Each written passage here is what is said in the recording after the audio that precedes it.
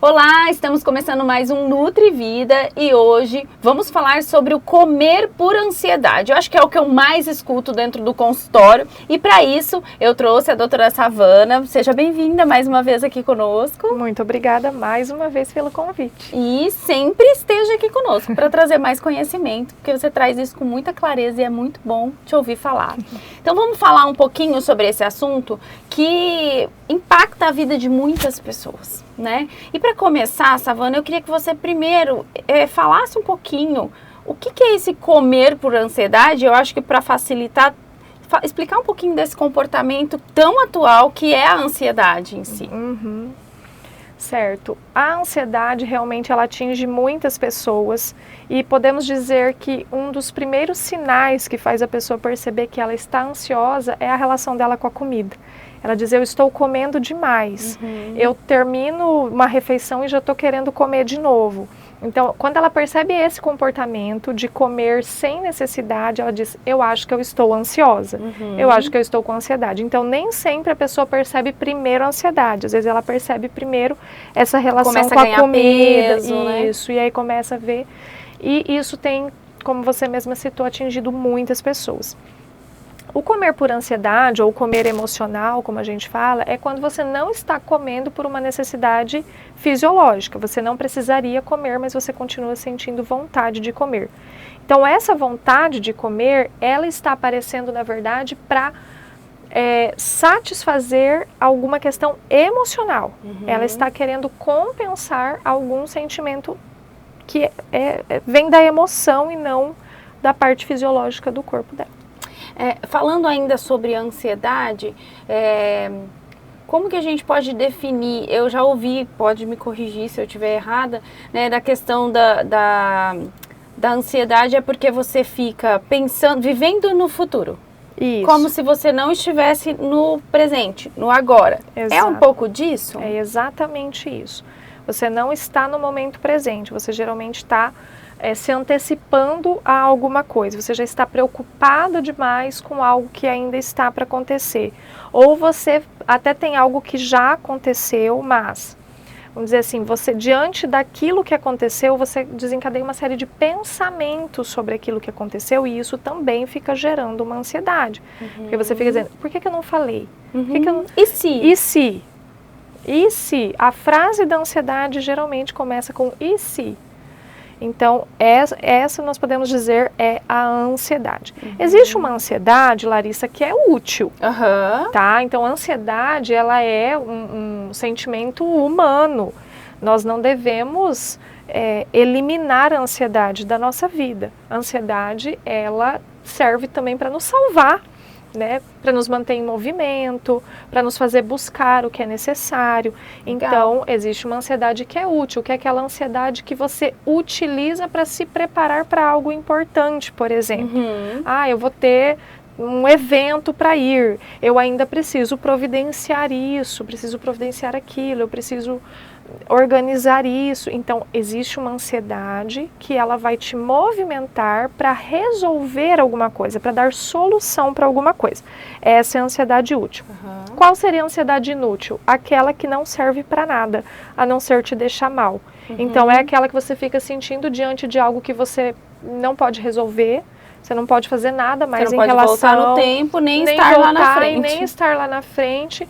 Então, ela se torna inútil. Por quê? Porque ela só te faz se sentir mal, acelerar teu pensamento. E a gente tem sintomas físicos mesmo, né? E é justamente por causa desses sintomas físicos que entra a necessidade de comer alguma coisa como uma tentativa de aliviar isso que a gente está sentindo. Entendi. E nós já falamos sobre esse assunto num outro programa que você veio aqui, mas eu queria que você trouxesse esse assunto de novo, porque eu acho muito importante a gente falar sobre isso. É comum que as pessoas confundam essa fome física da fome emocional. E como que a gente pode começar a identificar isso, essa diferença no dia a dia mesmo, na prática? Quando se trata de fome, realmente, a gente comeria qualquer coisa. Então, o que eu preciso é comer para repor minhas energias.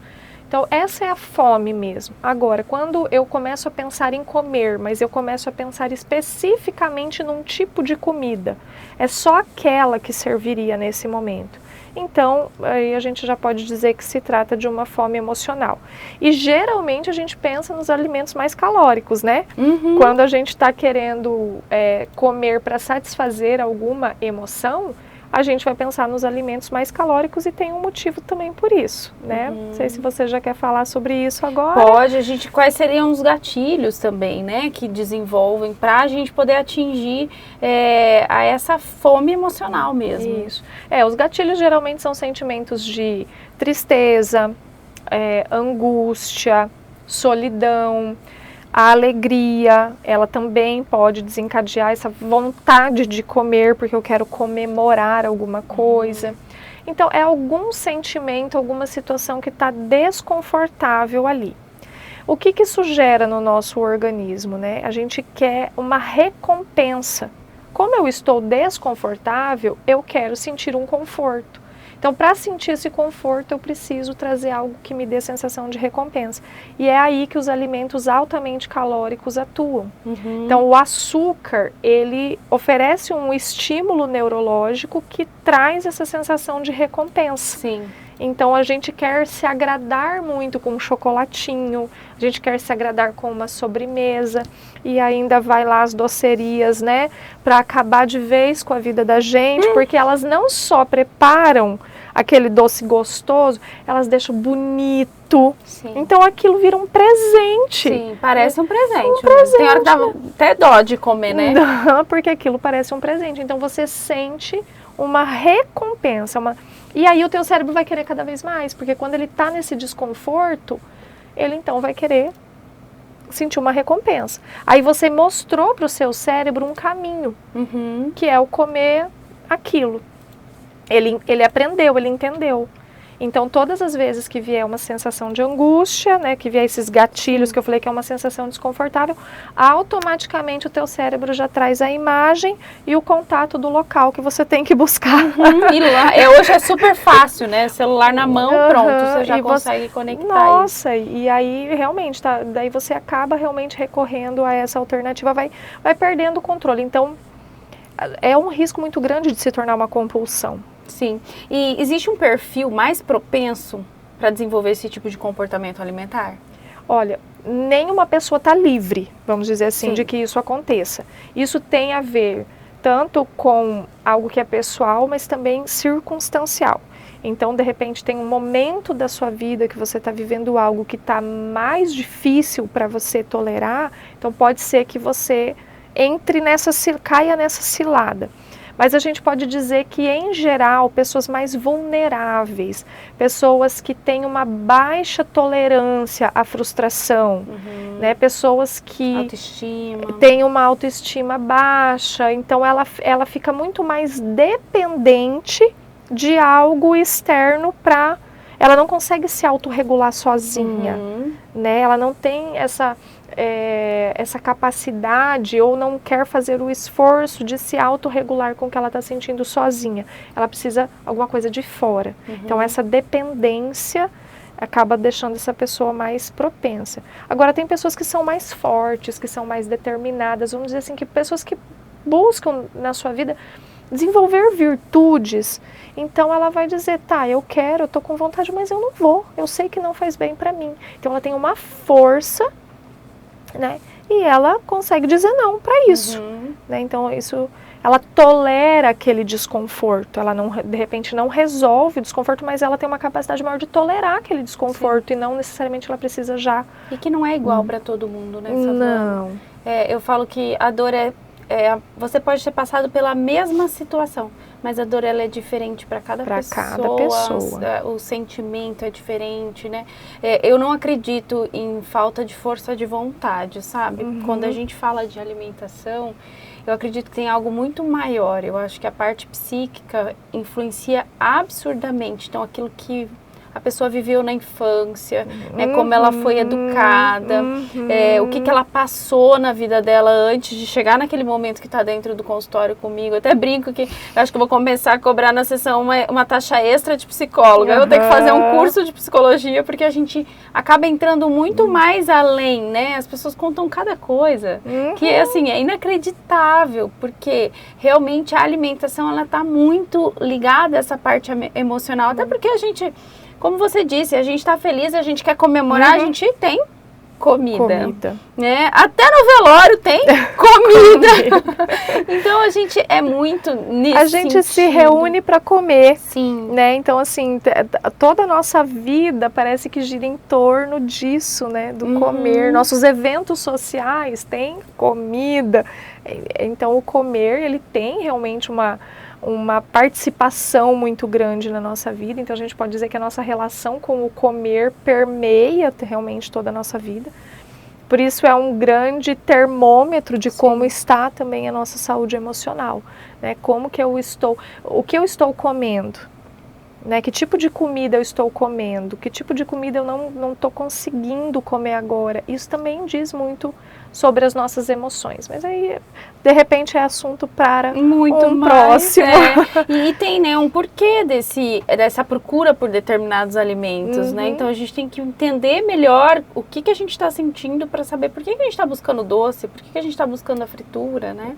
E assim, existem pessoas, Larissa, que, vamos dizer, estão nessa relação com o comer por causa da necessidade de satisfazer algo, por causa da necessidade de uma recompensa, porém tem muitas pessoas que inclusive utilizam a comida como autopunição. Então, quando ela sabe que aquilo vai fazer mal para ela, vai engordar, vai levar à obesidade, aquela obesidade mórbida, e ela continua comendo, não necessariamente ela está só no sistema de recompensa. Muitas vezes ela já passou por um quadro de autopunição com esse tipo de comportamento. Então, é um quadro muito mais profundo, vamos dizer, que exige e que não é só uma força de vontade que vai fazer essa pessoa sair desse quadro, né, Savana? É impossível a gente trazer isso para algo tão simples, porque eu acho que a força de vontade é algo muito simples, perto de todos os transtornos que estão envolvidos num processo de ansiedade, de compulsão alimentar, né? Com certeza. E esse processo, esse comportamento, ele pode evoluir para um transtorno alimentar mais grave, como a gente falou, para uma compulsão.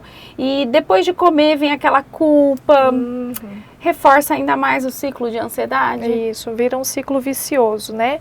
Porque então eu estava me sentindo mal, eu comi para aliviar o que eu estava sentindo, mas depois que eu aliviei aquela tensão que eu estava, eu já começo a pensar sobre o que eu fiz, sobre o comportamento que eu tive. E aí, então, aí gera culpa, e a culpa gera mais ansiedade, então... Às vezes eu como para controlar e desenvolver, melhorar essa sensação de culpa e vira um ciclo. E vira um ciclo vicioso. E qual que é a hora de buscar ajuda? É principalmente quando a pessoa não está conseguindo sair disso sozinha, né? Reconheceu ali que não está legal, eu preciso fazer alguma coisa diferente. Então, muitas pessoas já têm consciência, né? Não se trata de ficar repetindo e brigando e falando, e você não entende, você não pode, você isso, você aquilo. A pessoa muitas vezes já sabe. Porém, às vezes já sabe até mais ou menos o que ela precisaria estar fazendo, mas ela não tem, às vezes, uma estratégia. Ou às vezes ela não está conseguindo assumir o controle por causa dessas questões emocionais. Então, 90% das nossas ações são movidas pelo nosso inconsciente. 10% das nossas ações a gente pode dizer que é fruto da nossa consciência. Eu pensei, fui lá e fiz. Nós estamos aqui conversando e o nosso corpo está funcionando. Tem um monte de coisa acontecendo aqui dentro que está totalmente independente da nossa vontade. Eu estou controlando quais palavras eu estou usando para falar com você. Mas quantas coisas estão passando pela minha cabeça, está fazendo o meu organismo funcionar e eu não estou pensando nisso, eu não estou tendo controle nenhum sobre isso. Então, as nossas ações do dia a dia, elas são sim, em uma grande escala, determinadas por conteúdos inconscientes. A busca de uma ajuda profissional é essa, para você trazer a consciência aquilo que está te influenciando sem que você consiga ter um controle sobre isso, ter uma autonomia sobre isso. Então, quando você identificou que você precisa mudar, mas você não sabe o que nem como, você está precisando de uma ajuda profissional. E aí, qual tipo de abordagem é mais utilizada nesse caso? Seria uma análise ou seria especificamente uma comportamental? Assim, eu sempre falo que é importante que a pessoa se sinta bem com o profissional que ela está. Mas a gente tem casos de sucesso muito mais frequentes com terapias como a cognitivo-comportamental, terapia de esquema, terapias mais atuantes. Na prática, colocando fato como se fossem tarefas para que a pessoa siga, né? Isso, tarefas para a pessoa seguir. Mas é muito importante entender que não se trata apenas de executar tarefas. O autoconhecimento é extremamente importante. Então você vai parar para refletir, buscar situações da sua vida que te expliquem melhor por que isso está acontecendo. Até para que você consiga fazer uma ressignificação disso, né? Você registrou de uma maneira, você precisa registrar de outra agora, para que daí você também tenha força até para a execução dessas tarefas que vão ser propostas, tá? Então, por isso que o tipo de terapia, ele... individualizado, precisa ser analisado, precisa ser analisado, mas em geral, sim, essas que tem mais... atuações do psicólogo junto com o paciente. Aí a gente vai também sempre perceber qual que é o sentimento que está por trás, que está mais forte. Tem muita ansiedade, a gente pode inclusive direcionar para que a pessoa faça outros tipos de exercício, que não só a terapia, que vão ajudar a amenizar essa ansiedade, meditação, por exemplo, a própria prática de exercícios físicos. Sim, inclusive eu ia te perguntar agora, quais são as práticas que também ajudam a aliviar essa sensação de ansiedade, de estresse? Isso, exercício físico, meditação, relaxamento. Às vezes a pessoa vai dizer, eu não sou muito da vibe da meditação e do relaxamento, mas você pode praticar um crossfit, por exemplo. Ali você tem uma descarga de endorfina muito grande, que então vai ajudar também, né, a amenizar aqueles gatilhos que poderiam te levar a comer compulsivamente. Hobbies, né, você identificar algum hobby que você tenha e praticar esses hobbies para também, né, trazer essas sensações de alívio. É um antídoto, porque a nossa vida ela é cheia de situações nas quais a gente vai desconfortáveis, né? Você vai sentir estresse, né? As coisas vão acontecer de um jeito que você não esperava que acontecesse. Então, digamos que a ansiedade ela é inevitável, mas você pode ter um antídoto para aquele desconforto que você teve ao longo do dia. Então, hobbies, práticas de exercício, a própria espiritualidade, a vivência da espiritualidade também pode ajudar. Daí a alimentação vem junto, né? Porque a gente, estando bem nutrido, nosso cérebro funciona muito melhor também. E isso também tem a ver com essas conexões neurológicas, com né? Toda certeza. Aliás, tem muitos estudos hoje em dia mostrando que por trás da ansiedade, da depressão, tem um intestino muito inflamado. Exato. Então, né, o intestino ele é responsável pela produção de 80% da serotonina do nosso organismo. E serotonina é o hormônio do prazer, é o hormônio da felicidade. Se o meu intestino não está funcionando legal, eu não estou absorvendo os nutrientes necessários para ver essa produção de serotonina. Então, assim, digamos que tudo começa, na verdade, na alimentação, né? E aí vai desencadeando as outras situações a partir disso, com certeza. Inclusive o excesso de açúcar também, né? Ele é ruim para todas as nossas funções, tanto cerebrais quanto o nosso corpo funcionar de forma adequada. E para quem está nos ouvindo agora, Savana, que se identificou com esse comportamento, mas quer saber um pouco mais, quer conhecer um pouco mais, né? Onde você atua, como que as pessoas podem te encontrar para que elas possam entender um pouquinho mais desse sentimento, desse processo. Certo. Eu tenho um trabalho desenvolvido no Instagram. Então, embora não seja um trabalho especificamente voltado para essa questão do emagrecimento e das questões nutricionais, mas é um trabalho para quem está se sentindo em desequilíbrio, possa se equilibrar emocionalmente. Então, a relação com a alimentação, ela vai ser um sintoma, vamos dizer assim, daquilo que não está bem emocionalmente. Então, vocês podem me encontrar pelo Instagram, @savanapsi. E eu atendo na área clínica, tanto online quanto presencial. Então, vocês podem também entrar em contato através do 67 99972 4990 e para agendar uma avaliação, uma consulta, para a gente poder conversar mais sobre como a terapia vai poder te auxiliar nessas situações que você está enfrentando aí e que está difícil fazer sozinho. Verdade.